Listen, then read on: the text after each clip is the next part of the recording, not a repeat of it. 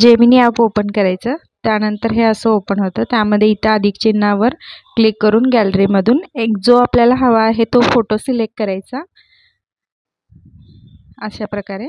आणि त्यानंतर आस्क जेमिनीमध्ये आपल्याला प्रॉम्प्ट लिहायचा आहे. जर तुम्हाला इंग्लिशमध्ये जमत नसेल तर तुम्ही इथे व्हॉईसमध्ये किंवा मराठीमध्ये सुद्धा तुम्ही असं टाईप करू शकता, ट्रान्सलेट करू शकता.